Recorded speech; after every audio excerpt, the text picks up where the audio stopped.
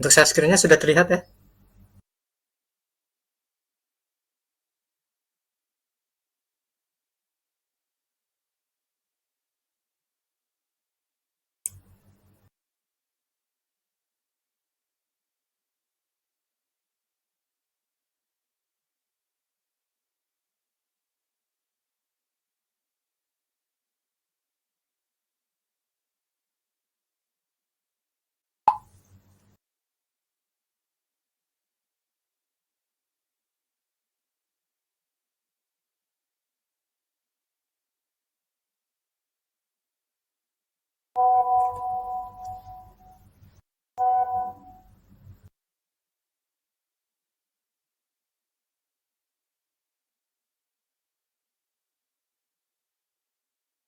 Baik, Assalamualaikum warahmatullahi wabarakatuh. Selamat sore untuk teman-teman semua.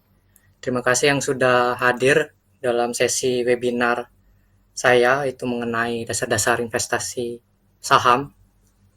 Sebelumnya perkenalkan, nama saya Muhammad Iqbal Dwi Syibudin. Saya dari Politeknik Negeri Sriwijaya.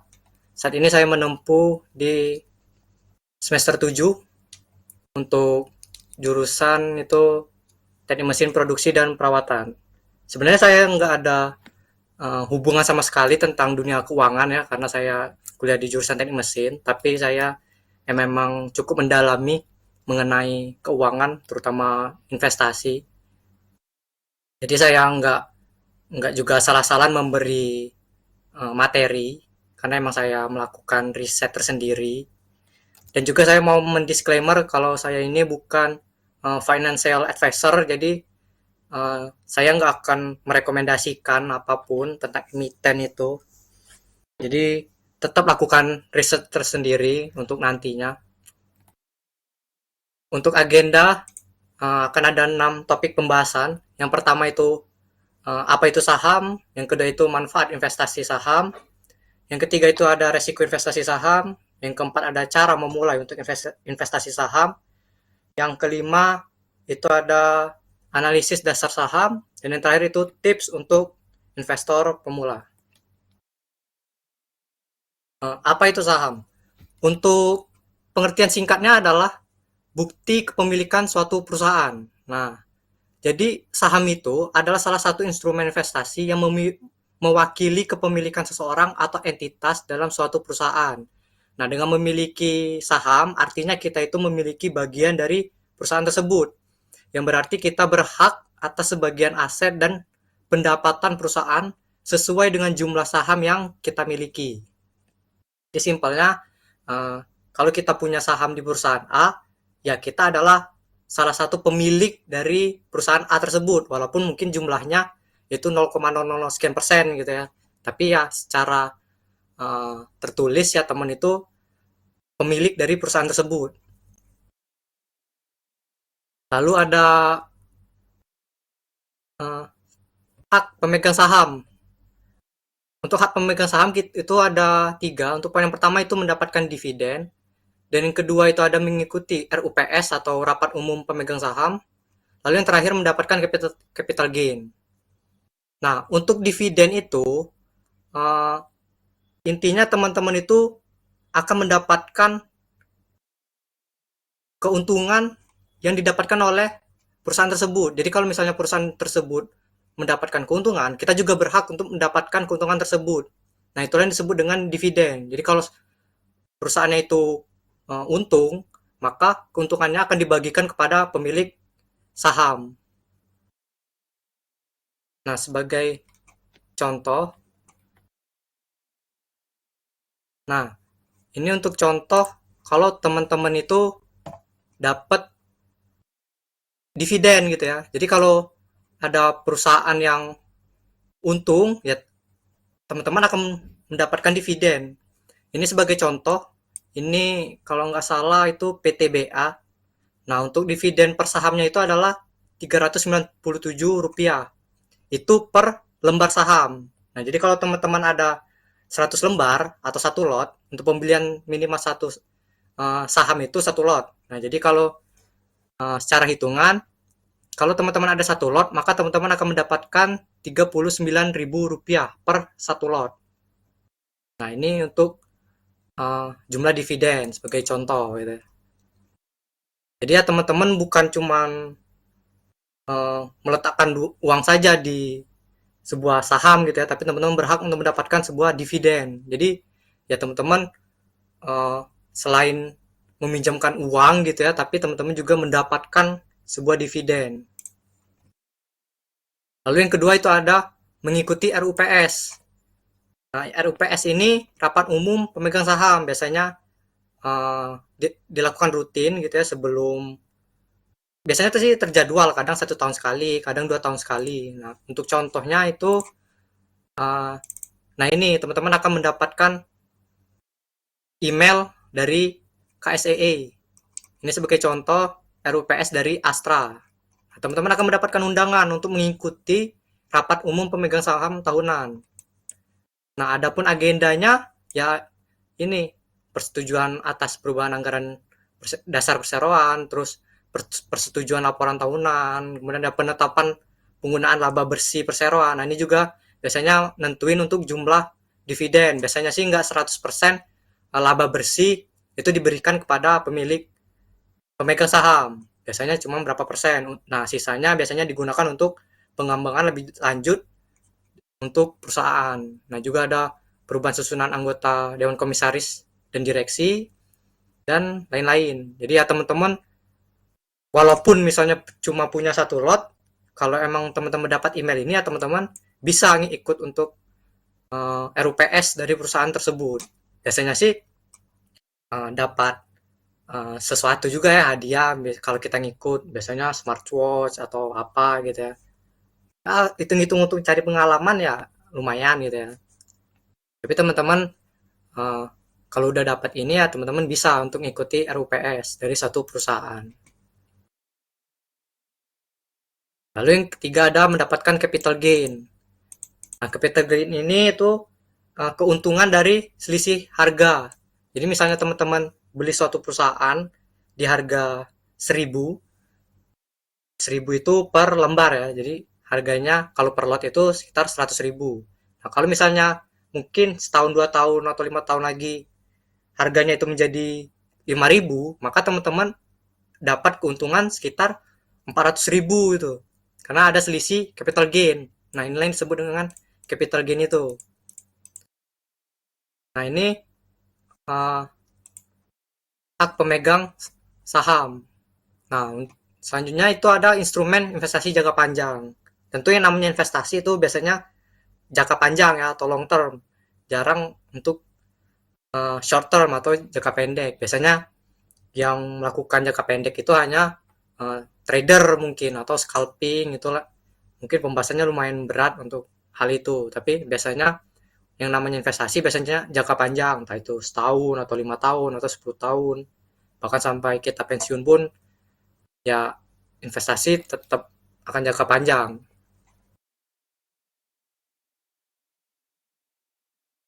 Kemudian pembahasan yang kedua itu adalah manfaat investasi saham. Nah, untuk manfaat ini, yang pertama ada potensi keuntungan dari kenaikan harga, ialah yang tadi capital gain. Jadi ketika ada selisih harga, teman-teman beli di harga murah dan melakukan penjualan di harga yang lebih tinggi, nah itu disebut dengan capital gain. Lalu ada pendapatan rutin dari dividen yang sudah saya jelaskan tadi. Biasanya uh, dividen itu dibagikan setahun sekali, namun ada beberapa perusahaan yang 2 tahun sekali atau malah nggak membagikan. Nah, biasanya yang membagikan dividen secara rutin itu biasanya for big banks, misalnya kayak BNI, BRI, Mandiri, BCA. Nah, itu biasanya sudah 10 tahun terakhir itu rutin memberikan dividen. Lalu yang ketiga ada kepemilikan bisnis tanpa harus mengelola. Jadi ya teman-teman nggak harus ikut untuk andil mengelola perusahaan tersebut. Jadi kita akan tetap mendapatkan capital gain dan dividen, tapi kita nggak harus ikut mengelolanya gitu ya. Nah, Bapak Lokeng Hong, atau kita bisa biasa disebut dengan Warren Buffett-nya Indonesia gitu ya. dia pernah bilang pekerjaan paling enak ya menjadi investor. Kenapa ya? Karena nggak bisa dipecat gitu. Investor itu nggak akan bisa dipecat. Nah, kenapa nggak bisa dipecat ya? Karena kita itu pemilik dari perusahaan tersebut. Jadi kita akan tetap mendapatkan dividen dan capital gain-nya, tapi kita nggak harus ikut mengelolanya juga gitu. Ini yang disebut dengan kepemilikan bisnis tanpa harus mengelola. Lalu yang keempat ada proteksi terhadap inflasi. Yang kita tahu inflasi itu kan penurunan dari nilai rupiah kita gitu ya. Kalau dari yang dirilis oleh BI biasanya inflasi di kita itu sekitar 3% gitu ya. Nah, walaupun banyak orang yang mengartikan nilai tersebut masih ambigu gitu karena kalau kita lihat kayak uh, harga bahan pokok, mungkin harga uh, untuk sekolah atau biaya yang lainnya itu cenderung naiknya itu lebih dari 3%. Nah, kenapa investasi saham itu perlu? Kalau teman-teman cuma menabung, ya uang teman-teman itu akan hanya kemakan inflasi. Jadi teman-teman misalnya menabung dengan nominal 1 juta. Nah, tahun depan itu memang secara angka masih 1 juta, tetapi untuk nilainya itu sudah berkurang. Kalau misalnya inflasi kita 3%, maka nilai dari uang tersebut berkurang menjadi 970.000 karena nilai dari rupiah itu kemakan oleh inflasi. Nah, untuk memproteksinya bisa dilakukan dengan investasi. Salah satunya itu investasi saham. Nah, yang keempat itu ada likuiditas tinggi.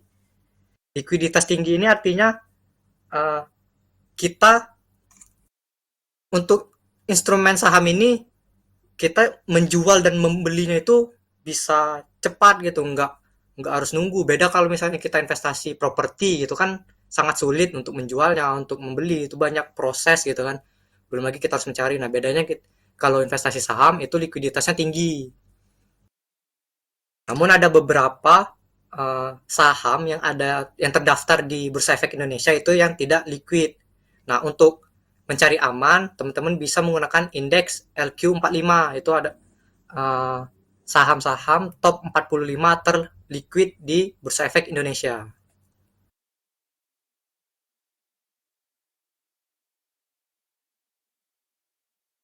Nah, untuk pembahasan selanjutnya itu resiko investasi saham. Tentu selain ada manfaatnya, pasti ada resikonya gitu ya. Mau investasi apapun itu pasti ada resikonya. Untuk resiko yang pertama itu fluktuasi harga atau volatilitas. Nah, untuk eh, yang dimaksud fluktuasi harga ini, harga dari saham itu cenderung naik dan turun itu lumayan tajam dalam waktu yang singkat karena volatilitasnya itu lumayan tinggi. Jadi resikonya ya kalau teman-teman beli di hari ini ya ada kemungkinan besok minus 25% gitu ya, walaupun Bursa Efek Indonesia kita itu menerapkan sistem ARB dan ARA. Jadi dibatasin tuh biasanya minusnya. Kalau misalnya udah nyentuh 25% gitu ya, maka emiten saham tersebut akan dikunci. Nah, untuk bisa diperdagangkan kembali itu biasanya keesokan harinya, di hari kerja biasanya. Namun tetap karena volatilitasnya tinggi itu menjadi resiko untuk sebagai investor. Lalu yang selanjutnya itu ada resiko likuiditas. Nah, yang seperti saya jelaskan sebelumnya, memang untuk kalau saham-saham yang blue chip gitu ya, itu memang liquid kayak LQ45 tadi, saham top 45 terliquid, tapi ada memang eh, saham yang tidak liquid. Jadi hukum pasar kan jelas kalau misalnya supply and demand. Jadi kalau ada yang mau beli harus ada yang jual. Jadi kalau misalnya emiten tersebut tidak liquid, maka teman-teman mau membeli pun kalau nggak ada jual ya nggak akan bisa gitu. Dan sebaliknya kalau teman-teman mau ngejual tapi nggak ada yang beli ya nggak akan bisa kejual gitu. Nah, itu resiko dari investasi saham. Nah, lalu yang tiga itu resiko kebangkrutan perusahaan. Nah, ini memang biasanya ada pasal, kalau nggak salah pasal 195 ayat 1 huruf D tentang UU PT gitu ya. Sisa kekayaan hasil likuidasi harus diberikan kepada pemegang saham, tapi memang eh, tetap ada resikonya kalau perusahaan tersebut bangkrut gitu. Kayak sebulan terakhir kan mengenai Sritex yang mau bangkrut. Nah, begitu juga dengan sahamnya. Itu kan sahamnya kan udah berapa tahun ini kan disuspend oleh Bursa Efek Indonesia. Nah, itu salah satu resiko investasi saham. Terus ada resiko pasar. Nah, untuk resiko pasar ini terkait dengan fluktuasi harga saham di pasar. Nah, kayak faktor-faktor kayak kondisi ekonomi global, terus kebijakan pemerintah, perubahan suku bunga, sampai isu politik itu dapat mempengaruhi harga saham yang secara signifikan. Bisa kita ambil contoh eh, baru kemarin atau kemarin lusa ya, itu ada isu mengenai PPN yang menjadi 12% di tahun 2025. Nah, itu akan berpengaruh terhadap pasar kayak retail. Nah, bisa kayak kita lihat kayak Alfamart, Alfamidi, terus S Hardware, Matahari, Ramayana, Era Jaya. Ini mengalami penurunan karena memang kalau misalnya PPN menjadi 12%, maka masyarakat cenderung untuk menahan diri membeli sesuatu gitu ya.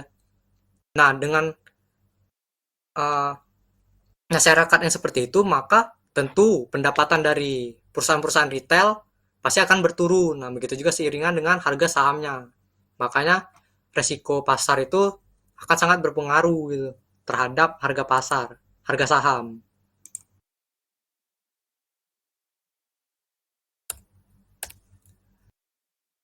Nah, lalu pembahasan yang selanjutnya, cara memulai investasi saham. Nah, untuk yang pertama, kita harus membuka rekening efek dulu. Ini biasanya kalau teman-teman download dari aplikasi sekuritasnya langsung kayak Bibit atau Peluang atau uh, yang lain-lainnya, itu biasanya kita harus membuka rekening efek dulu. Karena rekening kita yang biasa itu nggak bisa digunakan untuk transaksi saham. Jadi teman-teman harus membuka rekening efek dulu.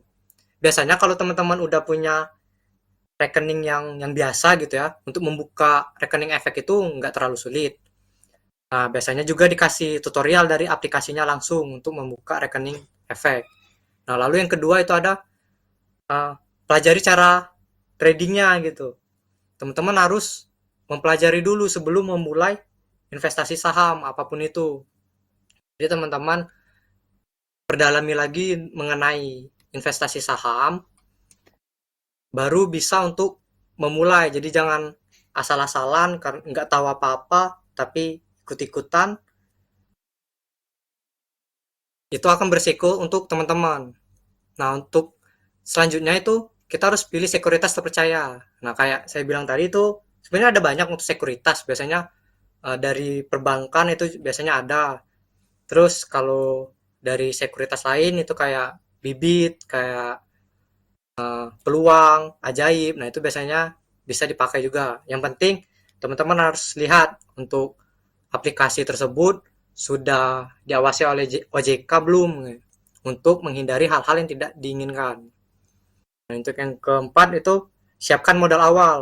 Nah, ini kunci utama dari investasi. Kalau teman-teman nggak ada modalnya, ya nggak akan bisa untuk melakukan investasi. Jadi tetap kita harus memerlukan modal awal gitu.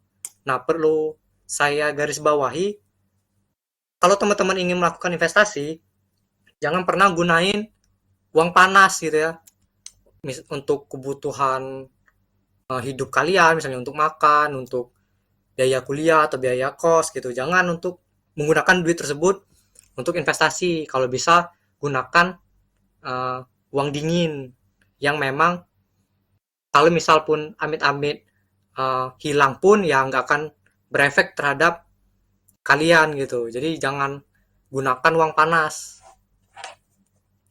Terus yang terakhir itu mulai dengan saham blue chip.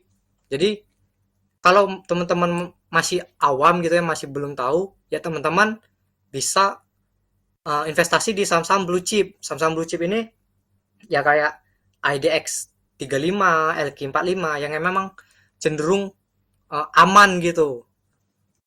Kayak for big banks, kayak nah ini salah satunya untuk saham BRI yang memang cenderung aman gitu. Jadi teman-teman jangan asal pilih saham saham gitu ya. Takutnya kalau saham tersebut nggak teman-teman pahami, itu akan beresiko terhadap keuangan teman-teman. Jadi kalau bisa mulailah dengan saham yang blue chip.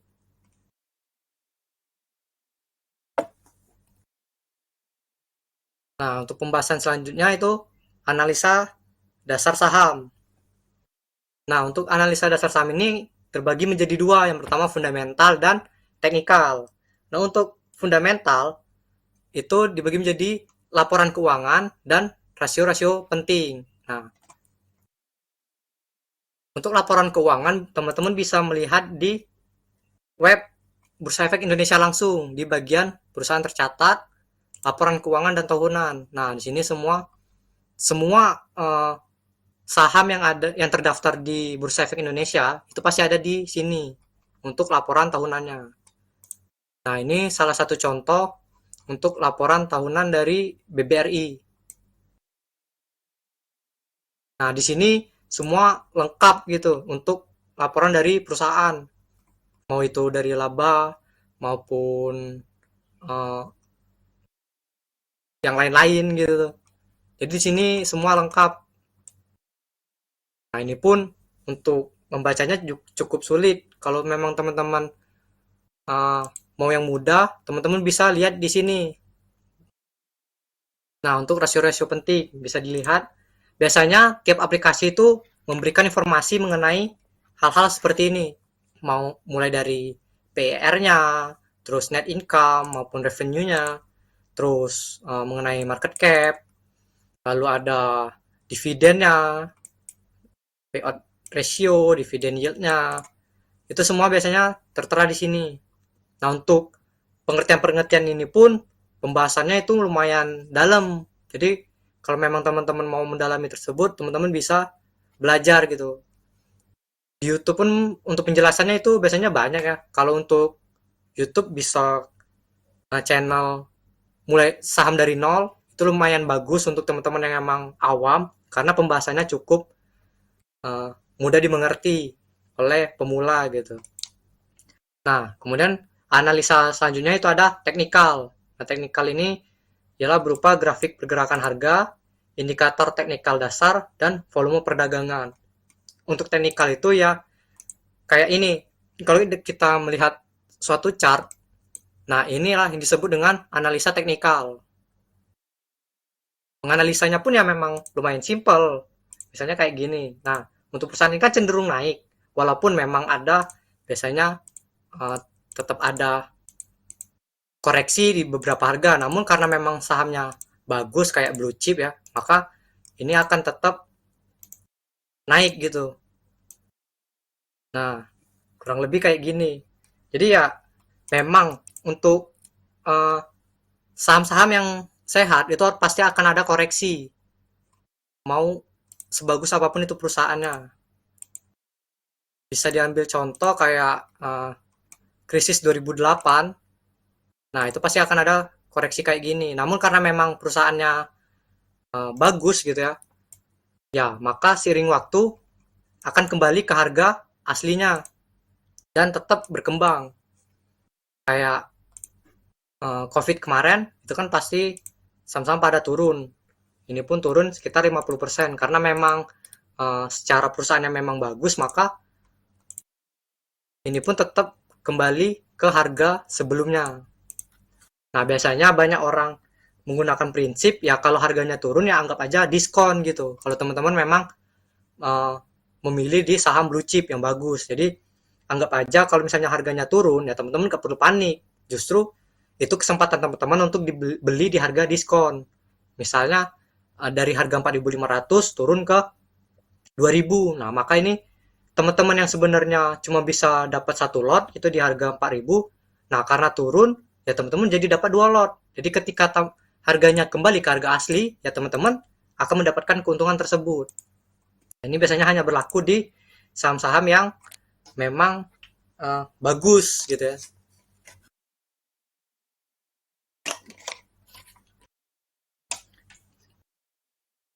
Nah, untuk BRI pun untuk saat ini lagi mengalami koreksi gitu. Nah, jadi ini bisa dianggap sebagai harga diskon dari harganya yang 6.400.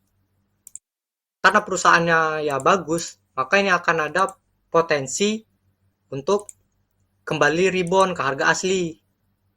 Nah, jadi kalau misalnya teman-teman memang investasi di yang aman gitu ya, yang di blue chip, ya teman-teman pasti akan mendapatkan keuntungan.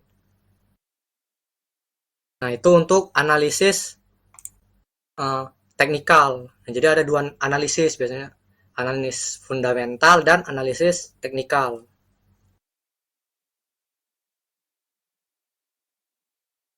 Nah, kemudian yang terakhir itu tips untuk investor pemula. Nah, yang pertama, mulai dari dana yang siap rugi. Jadi, teman-teman jangan pernah menggunakan dana yang untuk keperluan teman-teman, misalnya untuk makan dan segala macam. Jadi, gunakanlah dana yang memang siap rugi. Misal pun amit-amit menjadi nol pun, misalnya teman-teman investasi gitu 100.000. Nah, teman-teman misalnya hilang pun ya nggak akan berpengaruh terhadap teman-teman. Jadi, kalau bisa mulailah dengan dana yang memang siap untuk rugi gitu.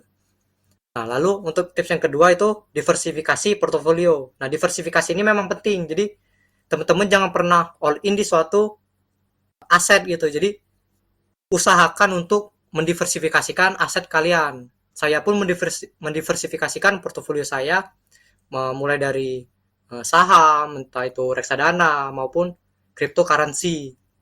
Jadi, seusahakan teman-teman diversifikasi, jangan pernah all in di suatu aset. Karena kalau misalnya terjadi apa-apa, seenggaknya nggak semuanya jatuh gitu. Nah, untuk tips yang ketiga itu lakukanlah secara rutin, investasi rutin atau dollar cost averaging, DCA. Nah, untuk DCA ini kayak yang seperti saya jelaskan tadi. Jadi rutinnya itu mungkin teman-teman bisa melakukan sebulan sekali gitu. Jadi mau harganya turun, mau harganya naik, ya teman-teman harus tetap beli aja karena memang kalau misalnya untuk perusahaan yang blue chip gitu ya, yang bagus kayak misalnya BBRI atau BBCA atau saham-saham lainnya yang memang bagus, maka teman-teman ya lakukan aja nabung rutin gitu dengan cara dollar cost averaging tadi.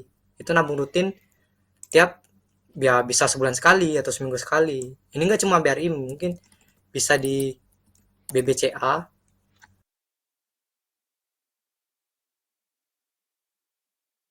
Nah, karena memang perusahaan yang memang bagus ya, mau apapun ya tetap akan mengalami kenaikan harga. Jadi ya kalau teman-teman investasi di saham yang blue chip, dan teman-teman akan aman gitu selagi nggak aneh-aneh di saham-saham lain gitu, karena memang ada beberapa saham yang terdaftar di Bursa Efek Indonesia yang secara keuangannya itu buruk, terus manajemennya juga buruk. Nah, itu akan beresiko untuk keuangan teman-teman. Nah, lalu yang keempat itu riset sebelum membeli. Nah, riset di sini kayak analisis fundamental dan teknikal tadi. Teman-teman bisa membaca laporan keuangannya. Jadi, eh, teman-teman harus lihat dulu perusahaan ini untung atau enggak, terus punya hutang atau enggak, dan sebagai macamnya. Jadi, teman-teman harus bisa riset terlebih dahulu sebelum membeli. Karena untuk mengenai info itu kan bisa kita dapatkan, bukan rahasia perusahaan gitu. Jadi, kalau misalnya perusahaannya itu ya rugi terus selama berapa tahun terakhir, terus nggak membagikan dividen karena memang rugi terus kan. Jadi ya teman-teman kalau bisa riset terlebih dahulu sebelum membeli suatu saham. Nah, kemudian jangan panik saat market turun. Nah, memang kita perlu melakukan manajemen risiko gitu ya. Kalau misalnya membatasi gitu, kalau untuk kenapa-kenapanya misalnya turun sampai berapa, jadi kita harus bisa tarik terlebih dahulu. Nah, tapi kalau misalnya teman-teman yang kayak saya bilang tadi, diinvestasikan di emang yang aman gitu ya, kayak BRI atau BCA, for big banks, atau saham-saham yang lainnya, ya teman-teman nggak perlu panik ketika market turun, karena memang eh, saham yang bagus, instrumen investasi yang bagus itu harus ada koreksi terlebih dahulu. Karena kalau misalnya nggak ada koreksi, naik terus, nah itu akan beresiko ya bisa turun terus juga. Karena ya kalau perusahaannya bagus pasti akan ada koreksi. Jadi teman-teman jangan panik saat ada market turun. Nah, kemudian yang keenam, tetapkan target investasi. Nah, jadi teman-teman harus tahu tujuan investasi teman-teman tuh apa. Bisa misalnya untuk dana pensiun, atau dana darurat, atau dana pendidikan, atau mungkin dana untuk membeli rumah atau membeli kendaraan. Nah, itu bisa teman-teman targetkan gitu untuk eh, berapa tahunnya, untuk estimasi pendapatan per tahunnya itu berapa persen, itu teman-teman targetkan gitu. Kemudian yang ketujuh, gunakan dana dingin. Jadi teman-teman jangan pernah menggunakan uang panas untuk melakukan investasi. Jadi teman-teman usahakan memang uangnya itu memang uh, enggak enggak ada keperluan lain gitu ya. Jadi teman-teman memang menyisihkan uang untuk dilakukan menabung. Jadi teman-teman gunakan dana tersebut. Jangan uang keperluan hidup kalian. Apalagi uang hutang atau pinjol. Nah, itu akan lebih bahaya lagi gitu. Jadi jangan pernah gunakan uang panas. Nah, untuk yang terakhir itu jangan FOMO. Kalau teman-teman uh, ngelihat gitu ya di sosial media, mungkin di saham A itu naik sekian persen. Nah, teman-teman jangan malah ikut-ikutan doang, malah ikutan FOMO, ikutan beli.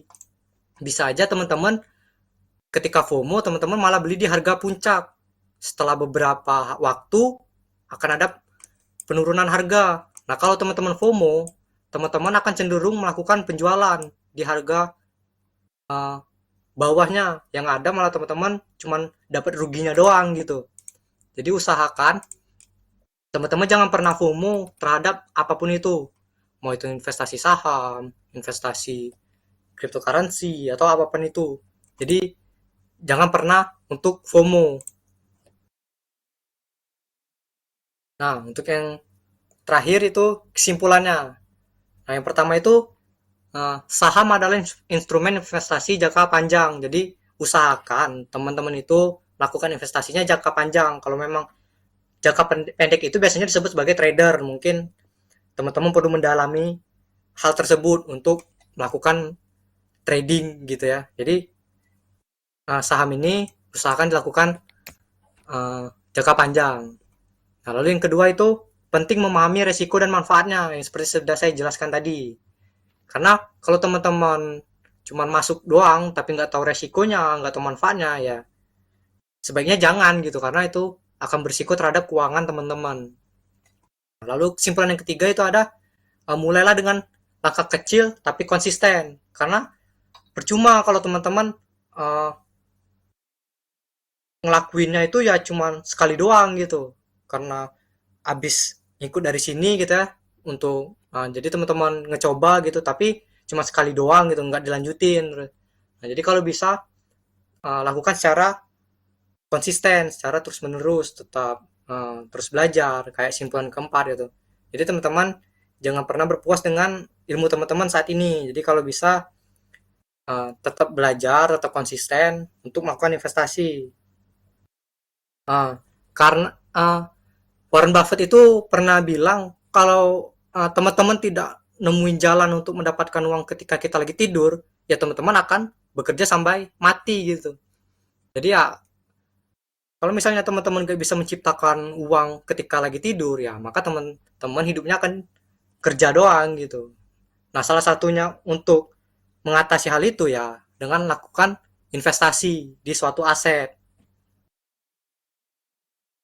Nah, mungkin ini aja untuk materi yang dapat saya berikan. Kalau teman-teman emang ada yang ingin ditanyakan atau ada yang belum paham, saya persilakan untuk bertanya. Silakan bebas untuk mau bertanya apa saja ya. Saya buka nyampe 16.15 mungkin ya. Kalau emang mau bertanya silakan off mic atau di public chat juga bisa.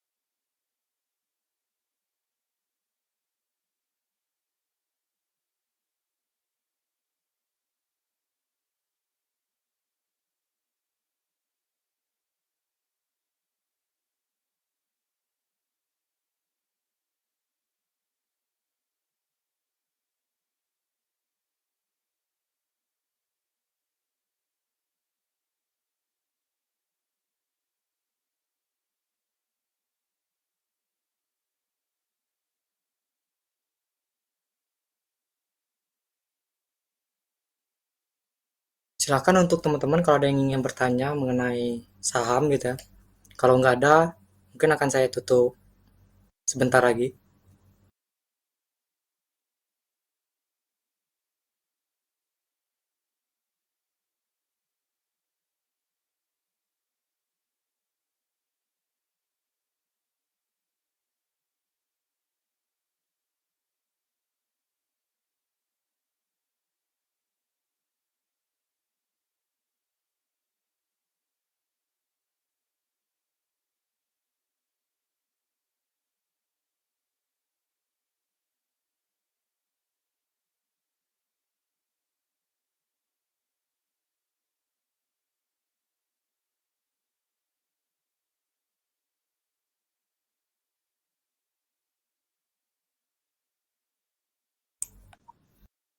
Baik, mungkin sekian ya untuk webinar kali ini mengenai investasi saham. Terima kasih untuk teman-teman yang udah bergabung. Eh, Mohon maaf kalau misalnya saya ada salah kata. Perlu diingat lagi kalau saya ini bukan financial advisor. Jadi dengan peran mentah-mentah apapun yang saya sampaikan. Jadi teman-teman harus tetap ngelakuin research tersendiri. Jadi sekian, saya akhiri. Wassalamualaikum warahmatullahi wabarakatuh. Terima kasih semuanya.